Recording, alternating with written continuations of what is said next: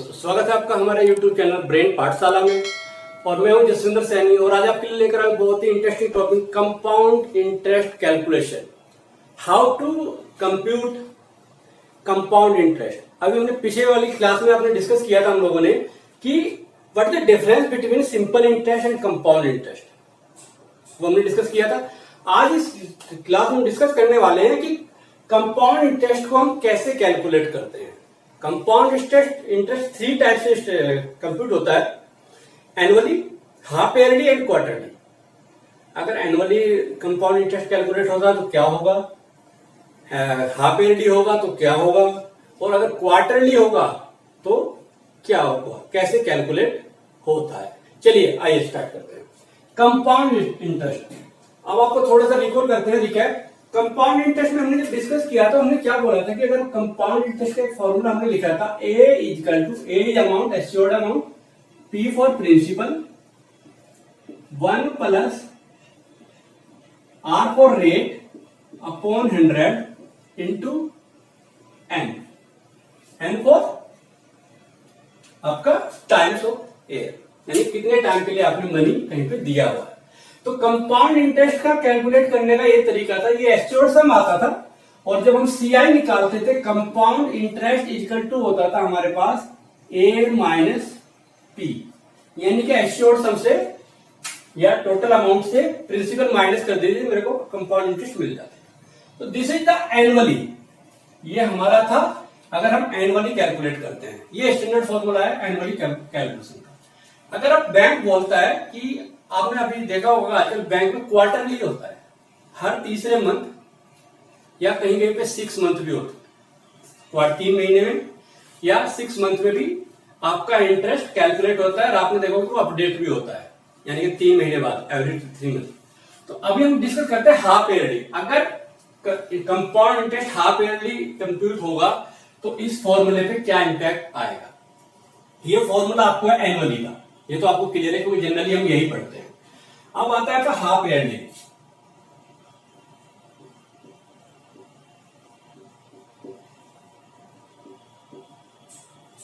Half yearly या इसको semi भी बोलते हैं, सेमी ईयर, सेमी मीन्स आधा, सेमी ईयर बोलते हैं।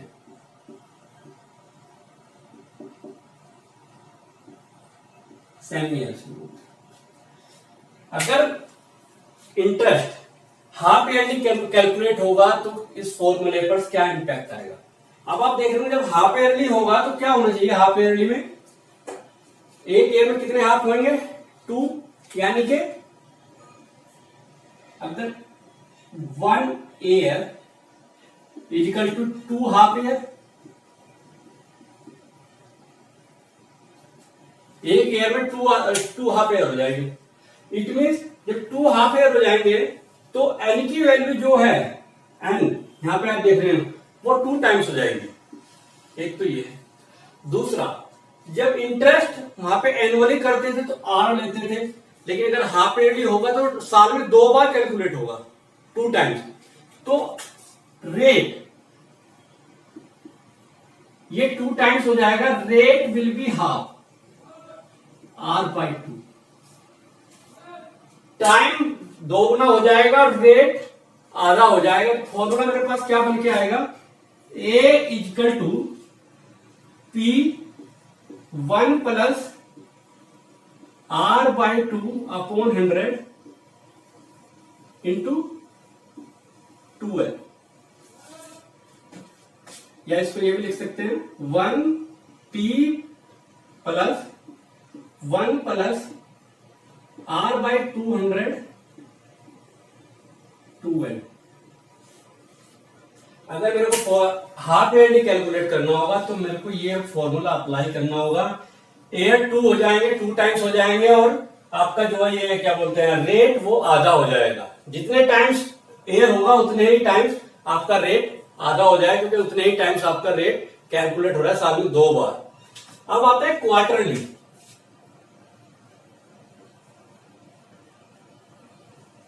क्वार्टरली अगर हम क्वार्टरली कैलकुलेट करेंगे, अब एक ईयर में कितने क्वार्टर होते हैं, 1 ईयर 4 क्वार्टर होते हैं, 4 क्वार्टर होते हैं। तो सेम चीज जो मैंने यहां पे की थी, तो n की वैल्यू क्या हो जाएगी, वो 4 टाइम्स हो जाएगी, यानी कि n इक्वल टू 4n, जो भी टाइम दिया होगा उसने। और रेट, अब वो साथ में 4 बार कैलकुलेट होगा तो रेट भी 4 डिवाइड हो जाएगा। एन काउंट नहीं होके वो 4 बार कंप्यूट कर रहे हैं, तो 4 बार कैलकुलेट हो जाएगा। तो मेरा फॉर्मूला क्या नीचे आ जाएगा, A is equal to P 1 plus R by 4 upon 100 into 4n। इसको थोड़ा सिंप्लीफाई कर लेते हैं, P 1 plus R by 400 4n। This is the quarterly computing formula, this is half yearly और दिस इज एनुअली जो हम पढ़ते आए हैं। अब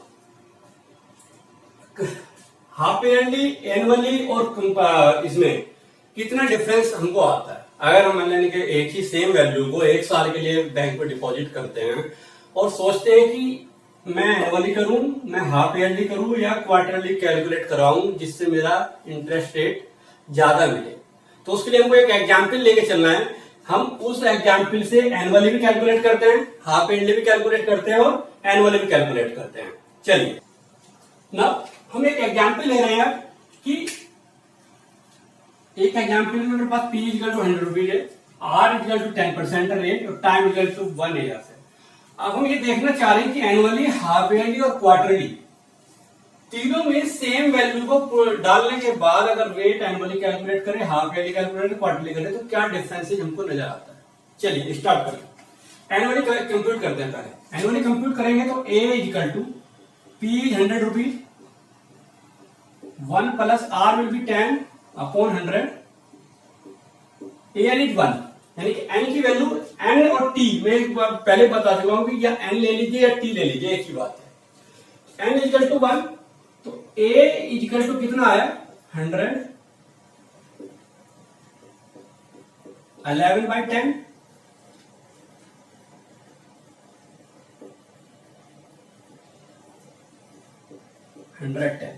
यानी कि एश्योर्ड सम कितना आ गया आपका 110। तो कंपाउंड इंटरेस्ट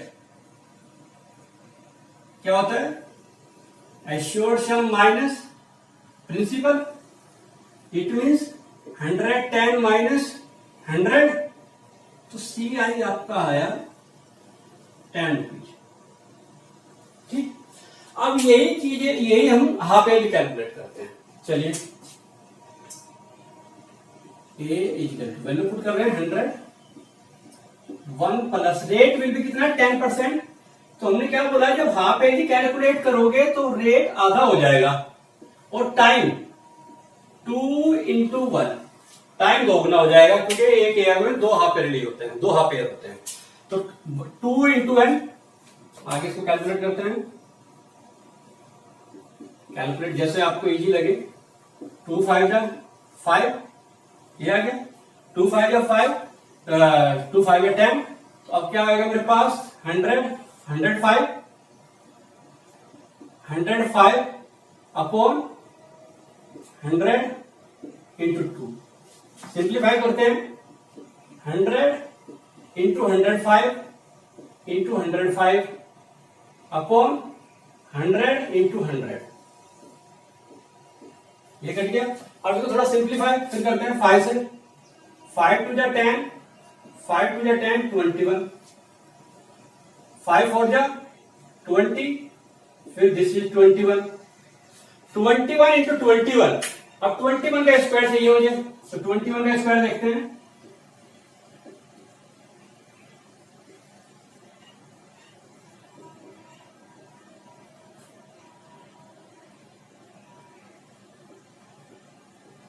फोर 1 होता है, तो ये मेरे पास आया 4 अपॉन 4, डिवाइड कर लो, 4 बन जा 4, 4 बन जा 4, रिमेनिंग 1 0.42 या 8, 4 5 10। तो एश्योर्ड सम कितना आया मेरे पास 110.25 it means compound interest is equal to आ गया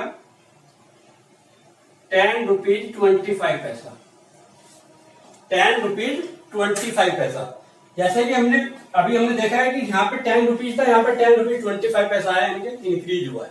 अब यही चीज हम उधर करते हैं क्वार्टरली में, क्या डिफरेंस आता है? चलिए, A equal to P100 1 plus rate will be the 4 time, half हो जाएगा 4, क्वार्टरली हो जाएगा, तो यानी कि 10/4/100 और time will be the 4 into 1। Simplification 100, ये आपका इसको ऐसे कर सकते हैं थोड़ा सा, 1 प्लस 10/400 इंटू 4, तो ये आएगा 141/40 4। मेरे पास आएगा 100 into 41 into 41 into 41 into 41 upon 40 into 40 into 40 into 40, 4 times है, तो 4 बार इसकी कैलकुलेशन हमने कर, 2 जीरो से खत्म हो गई। अब इसको सिंप्लीफाई करना है, इसको सिंप्लीफाई करते हैं, तो सिंप्लीफाई करके हमारे पास क्या आएगा? अगर हम थोड़ा पेयरिंग में जाए, इनकी पेयरिंग कर लेते हैं, इनकी पेयरिंग कर लेते, तो आता है मेरे पास 41 square 681 into 681 upon 4 4 16 16 into 16 256 into 100 हम इसको बोल सकते हैं, 256 इंटू 100। और जब हम इसको सिंप्लीफाई करते हैं, तो अगर 100 से इसको उड़ा दो, यहाँ पे 0.1681 इंटू 1681, जब इन दोनों की मल्टीप्लाई करेंगे तो हमारे पास आएगा आपका 110.38 रुपीज। ये कैलकुलेशन है, थोड़ी आपको करनी है। अगर आप कैलकुलेशन करके देखेंगे तो 110 रुपीज 38 पैसा आएगा एश्योर्ड सम। तो कंपाउंड इंटरेस्ट यहाँ पे कितना मिला आपको? कंपाउंड इंटरेस्ट मिलेगा आपको, देखोगे आप 10 रुपीज 38 पैसा। यानी कि जैसे जैसे हमने एनुअली किया था तो 10 रुपीज मिले था, हाफ ईयरली कैलकुलेट किया तो 25 पैसा एक्स्ट्रा मिला, और जब क्वार्टरली किया तो 38 पैसा कैलकुलेट किया। इट मीन्स जब क्वार्टरली होता है कोई चीज कैलकुलेट तो वो ज्यादा अर्निंग देती है, हाफ ईयरली उससे कम और एनुअली इससे कम। तो एक रिलेशन इससे हम बना सकते हैं कि CI, अगर हम एनुअली और हाफ ईयरली में डिस्कस करते हैं, annually is less than to the half yearly is less than to the quarterly. यानी कि एनुअली सबसे कम होता है। अगर किसी में आपसे पूछा जाए कि भैया आपका पैसा हाफ ईयरली कंप्यूट करवाऊं, क्वार्टरली करवाऊं या एनुअली करवाऊं, तो क्वार्टरली होता है। आप अभी भी देखते हैं बैंकिंग का जो सिस्टम है वो क्वार्टरली हमारा कैलकुलेट करता है, ताकि हमको मैक्सिमम पैसा हमारे जो प्रिंसिपल है उस पर मिल सके। ओके, आई थिंक आपको क्लियर हो गया होगा कि computer of interest annually, half yearly और क्वार्टरली कैसे कैलकुलेट करते हैं। Thank you.